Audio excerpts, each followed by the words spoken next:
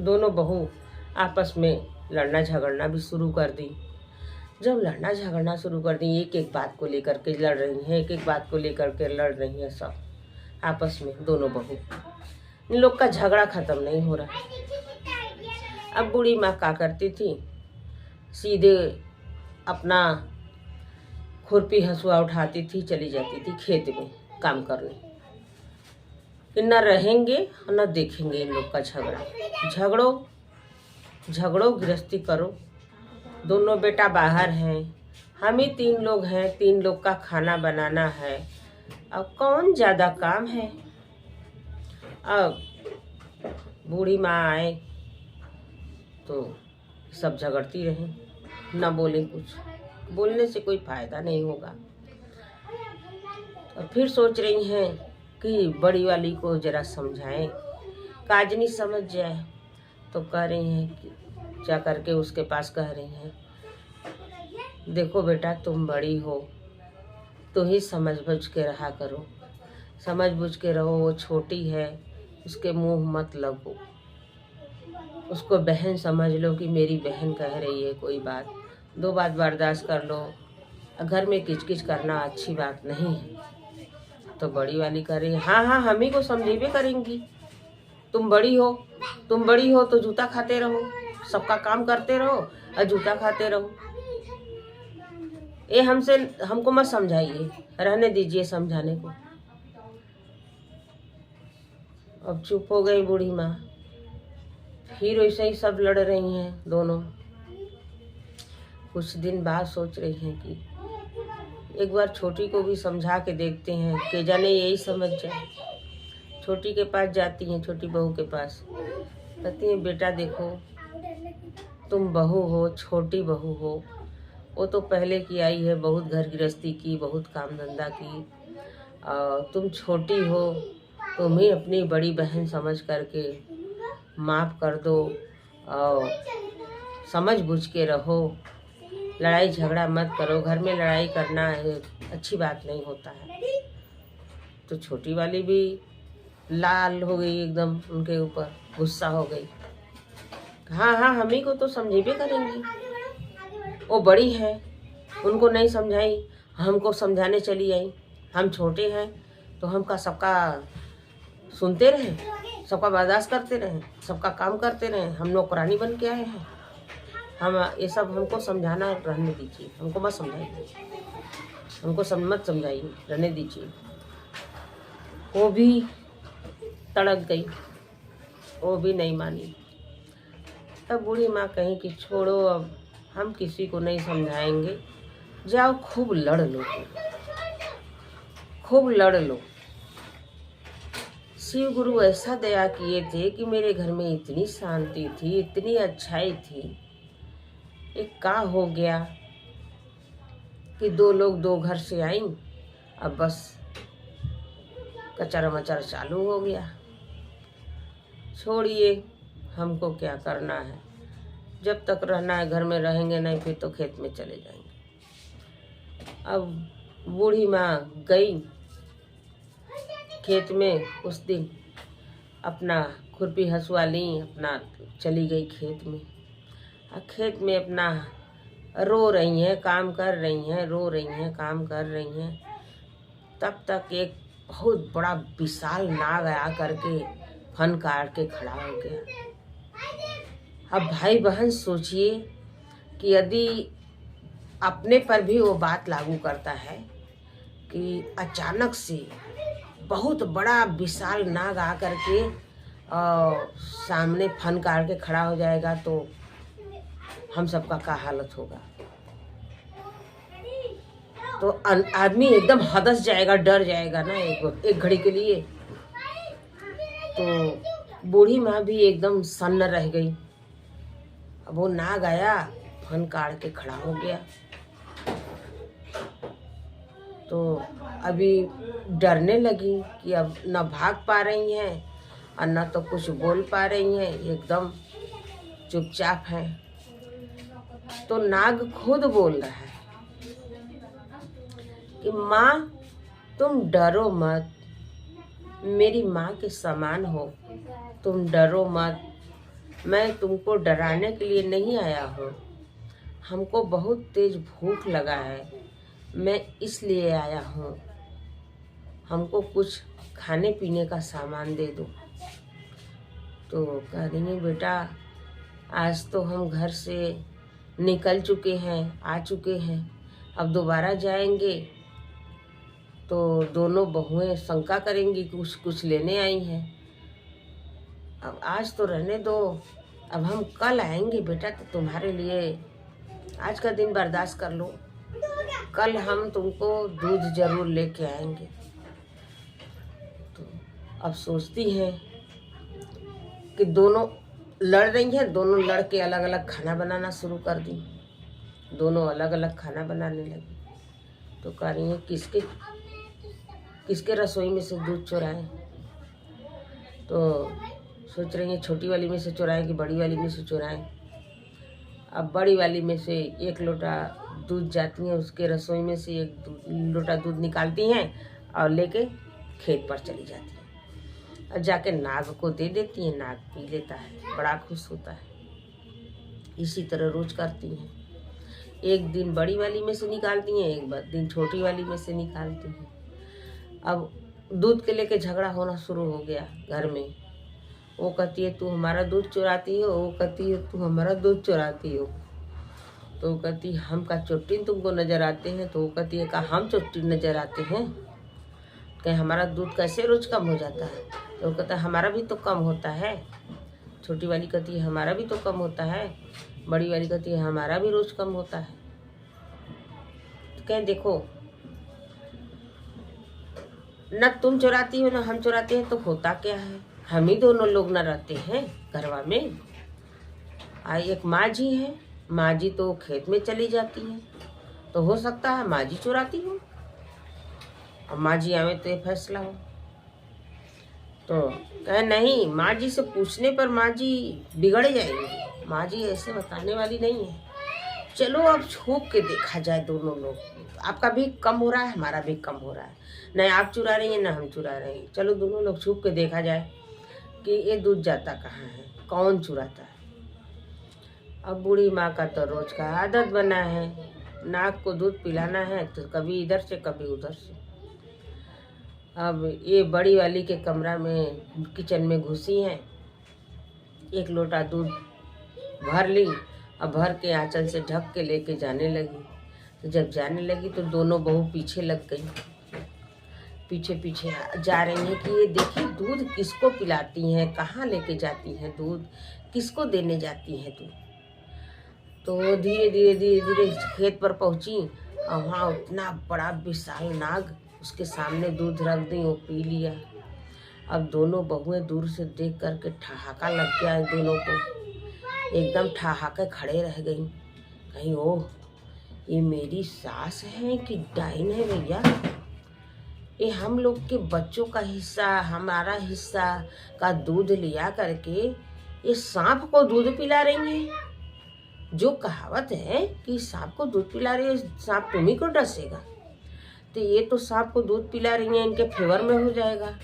तो ये जिसको कहेंगी उसको डसेगा, वो हमको कहेंगी हमको डसेगा, मेरे बच्चे को कहेंगी बच्चे को डस लेगा नाग। तो भैया इनको अब घर में रखना बहुत बेकार चीज है, अब बूढ़ा को घर में नहीं रखा जाएगा। दोनों बहुएं आपस में बात कर ली। अब ये दोनों तो देख करके आ गई घर, और बूढ़ी माँ वही खेत में काम कर रही हैं। जब आती हैं बूढ़ी माँ तो दोनों दरवाजे पर खड़ी हो जाती हैं कि माँ जी आपको अंदर नहीं जाना है। तो कहती हैं क्यों? नहीं, अरे इतने विशाल नाग को दूध पिला रही हैं, और जो भी कुछ बात रहेगा उससे कहेंगी, वो हम लोग को डस लेगा, हमारे परिवार को डस लेगा, हमारे बच्चे को डस लेगा।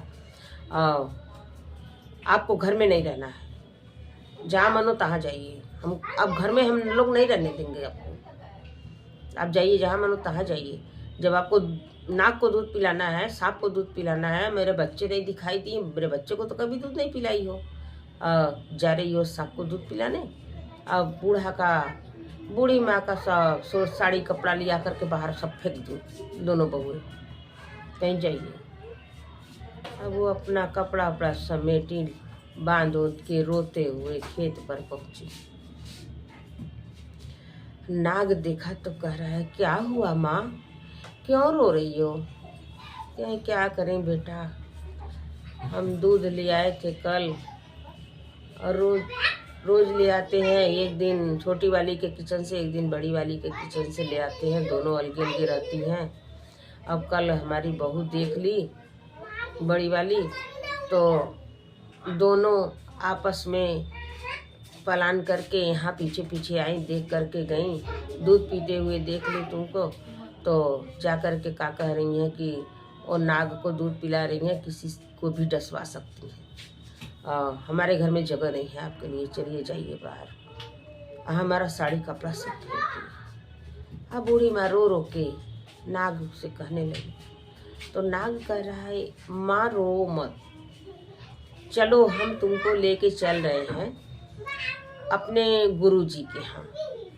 जौने गुरुजी के यहाँ हम रहते थे, हम वो गुरुजी के यहाँ रहते थे, और वहाँ गुरुजी का एक गाय है, और गुरुजी स्वर्गवासी हो गए।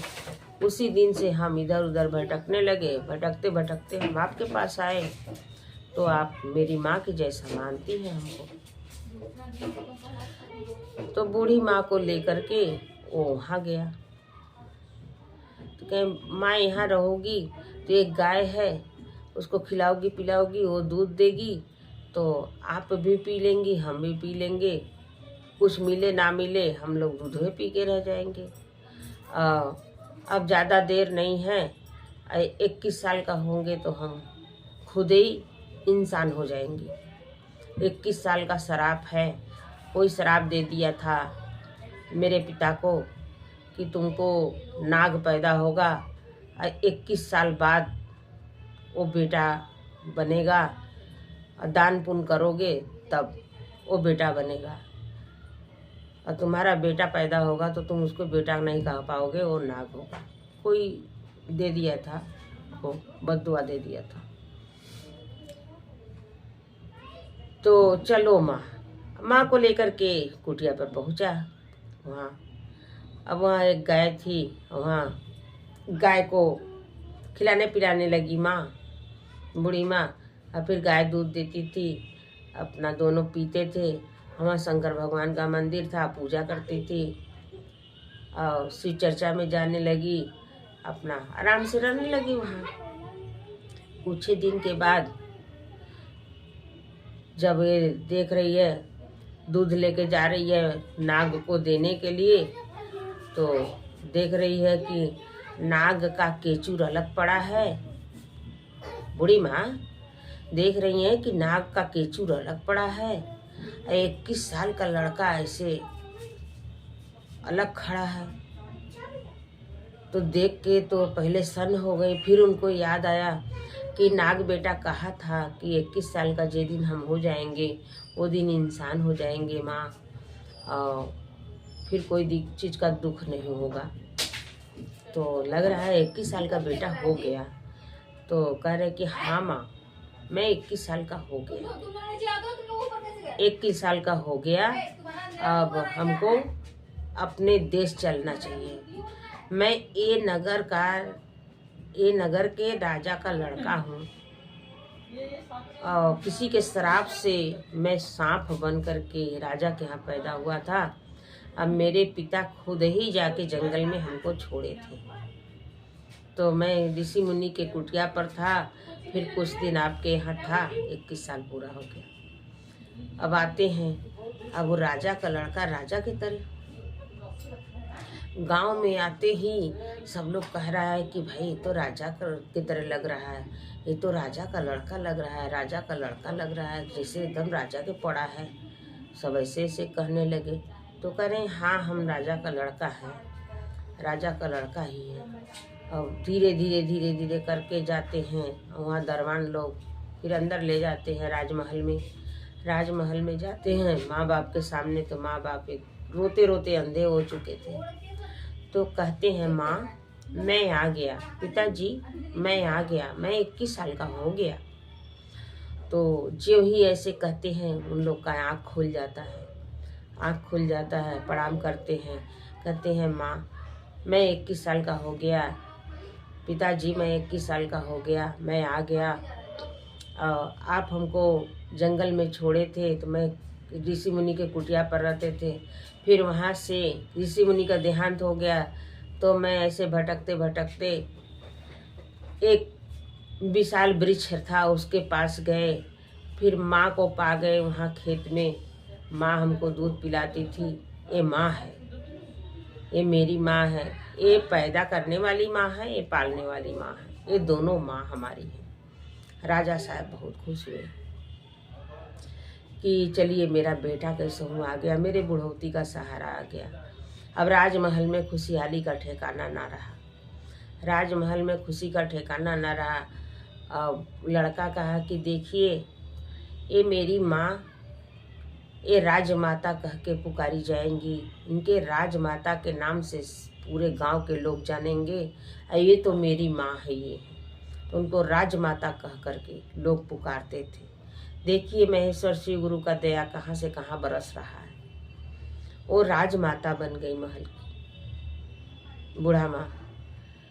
अब यहाँ जो दोनों बहुएं थी ये सब धीरे धीरे धीरे धीरे एकदम कंगाल हो गई, खाए खाए के मोहताज हो गई। इन लोग के पति जो बाहर कमाने गए थे वहाँ कोई काम धंधा मिलने वाला नहीं, सब बंद हो गया। जो काम करते थे वो काम बंद हो गया और काम ढूंढते ढूंढते रह गए, कहीं काम नहीं मिला तो घर चले आए दोनों लोग घर आए तो माँ को पूछने लगी मेरी माँ कहाँ है।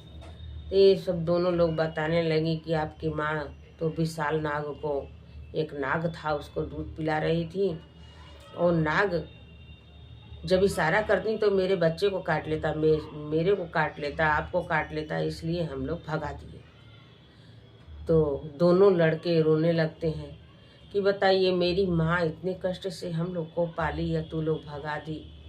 कहे अरे भगाने का कारण है, दूध पिलाती थी सांप को आपकी माँ, वो खुद डायन थी, ये लिए हम लोग भगा दिए। क्या मेरी माँ डायन नहीं हो सकती, मेरी माँ लक्ष्मी थी, मेरी माँ लक्ष्मी नहीं होती तो ये घर बिखर गया होता। हमारे पिताजी के जाने के बाद मेरी माँ ही तो इस घर को संभाला है, हम लोग को पाला है, इस घर को संभाला। अब तुम लोग जैसे भगाई हो अब अकेले रहो, अब हम लोग जा रहे हैं दोनों लोग अपनी माँ को खोजने। अब ये दोनों लोग अपने माँ को खोजने निकल जाते हैं। खोजते खोजते उस नगर में जाते हैं जहाँ की उनकी माँ जिस नगर में है राजा के घर, वहाँ पहुँचते हैं, राजमहल में पहुँचते हैं कि हमारी माँ। कहें माँ और राजमाता आपकी माँ है? तो कहें हाँ राजमाता मेरी माँ है। अब वहाँ पहुँचती है, अब पैर पकड़ के रोने लगते हैं कि माँ घर चलो, माँ घर चलो। तो कहती हैं बेटा घर जाकर के क्या करेंगे।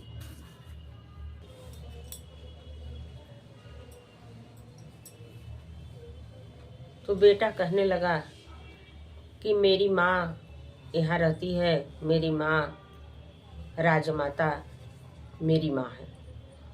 तो माँ के पास पहुँचता है तो माँ का पैर पकड़ता है, कहता है माँ चलो घर, माँ चलो घर। तो कहती है नहीं बेटा, जिस घर से हमको भगाया गया, जिस घर से हमको भगाया गया हम नहीं जाएंगे। तब से नाग बेटा कहता है कि भैया माँ कहीं नहीं जाएगी, माँ हमको बहुत दूध पिलाई है, माँ हमको इतना दूध पिलाई है, दूध का कर्ज है मेरे पर, मैं माँ को कहीं नहीं जाने दूंगा। तो कहे कब तक भैया, कब तक चुकेगा दूध का कर्ज। कहे माँ के दूध का कर्ज तो तब चुकता है भैया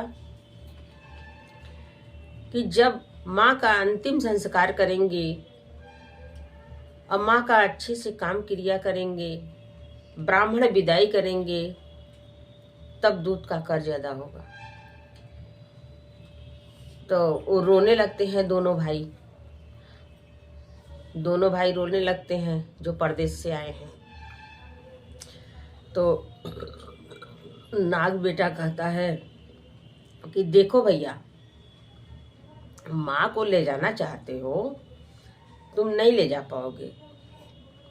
यदि आपकी मर्जी है तो आप लोग भी अपने अपने बीवी बच्चों को लेकर के आ सकते हैं। आकर के मेरा भाई बन करके, मेरा परिवार बन करके यहाँ राज दरबार में रह सकते हैं। अब इससे ज़्यादा और हम कुछ नहीं कर सकते आप लोग। ऐसे सब लोग आइए, यहाँ रहिए, जीवन भर आप लोग का ये घर द्वार है, हम लोग परिवार बन कर के रहेंगे यहाँ। तो देखिए भाई बहन, किसी का पुण्य प्रताप कहाँ कहाँ काम करता है और शिव गुरु कैसे कैसे एक लोक के जरिए सबका भविष्य संवार देते हैं। तो बूढ़ी माँ के चलते पूरे परिवार का भविष्य संवर गया कि दोनों बेटा गए, अपने दोनों पत्नियों को ले आए, अपने बच्चों को ले आए और राजा के घर आकर के यहाँ सब लोग मिलजुल कर परिवार बन कर के रहने लगे। और राजा के पास अथाह धन था कि कोई खर्चा होने वाला नहीं था, कोई खाने वाला नहीं था। अब देखिए कि शिव गुरु का ऐसा महिमा, ऐसा दया बरस जाता है। किसके जरिए बरसता है? माँ के जरिए। जौन माँ को उनका लुगरी बाहर बहुएं फेंक दी, अब माँ को घर से भगा दी, वही माँ के पुण्य प्रताप से आज राज रानी बन गई। तो कितने लोग माँ का कदर नहीं समझ पाते हैं और कितने लोग माँ का कदर समझते हैं तो उनको शिव गुरु ऐसा दया करते हैं कि जीवन में कभी कोई चीज का कमी नहीं होता। कितनों कष्ट से कष्ट आ जाएगा लेकिन वो बेटा का कभी कष्ट नहीं होगा। वो बेटा को जो अपने माँ का कदर करता है, अपने बाप का कदर करता है, अपने माँ बाप को ही देवी देवता बना करके रखता है।